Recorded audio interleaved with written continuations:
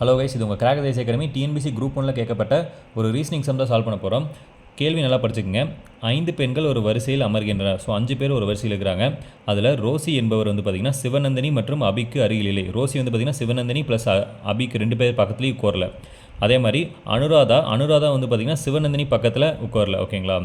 Rousey மோனிகாவுக்கு அருகில் இருக்கிறார்கள். So Rousey வந்து யார் பக்கத்தில் உட்காந்துருக்கா? அப்போது மோனிகாவுக்கு பக்கத்தில் உட்காந்துருக்காங்க.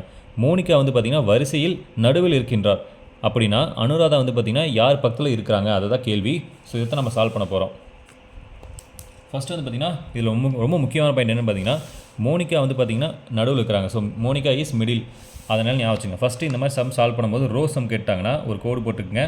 5 பேர், 1 2 3 4 5. ஸோ 5 பேர்.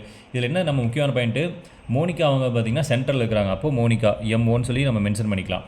அடுத்து ரெண்டாவது பாயிண்ட் என்ன, ரோசி என்பவர் சிவநந்தினி மற்றும் அபிக்கு அருகில் இல்லை. ஸோ ரோசி வந்து பார்த்திங்கன்னா சிவநந்தினி அபிக்கு அருகில் இல்லை. ஆனால் ரோசி யார் பக்கத்தில் இருக்கிறா? மோனிகாவோட பக்கத்தில் இருக்கிறாங்க. சரிங்களா? ரோசி வந்து பார்த்திங்கன்னா மோனிகாவுக்கு அருகில் இருக்கிறார்கள். ஸோ ரோசி வந்து மோனிகாவுக்கு அருகில் போட்டுக்கலாம். ஸோ ரோசி இங்கே இருக்கான்னு வச்சுக்கோங்க, RO.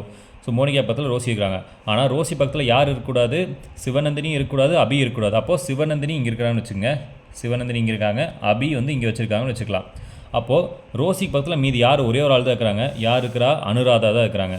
ஸோ அதை தான் இங்கே அனுராதா சொல்லி நம்ம அனுராதா. இப்போ கேள்வி நமக்கு என்ன, அனுராதா பக்கத்தில் யார் இருக்கிறான்னு தான் கேட்டிருக்காங்க. ஸோ அனுராதா பக்கத்தில் யார் இருக்கிறா? ரோசி. ஸோ சரியான விடை வந்து பார்த்திங்கன்னா ரோசி. ஸோ ரொம்ப ஈஸியான சம் தான். நம்ம கரெக்டாக வந்து பார்த்திங்கன்னா இந்த மாதிரி நீங்கள் வந்து ஒரு கோடு போட்டு அது எத்தனை பேர் கேட்குறாங்க, 5 பேர் கேட்டால் 6 பேர் கேட்டாலும் இந்த மாதிரி ஒரு கோடு போட்டு நீங்கள் வந்து பார்த்திங்கன்னா அந்த கொஸ்டினை நீங்கள் டெரிவேட் பண்ணி எழுதி வச்சிங்கன்னா ஈஸியாகவே போட்டுடலாம். ஸோ இதே மாதிரி யூஸ்ஃபுல் வீடியோ நம்ம மறக்காமல் சப்ஸ்கிரைப் பண்ணிடுங்க. நம்ம அடுத்த ஒரு வீடியோவில் சந்திக்கலாம்.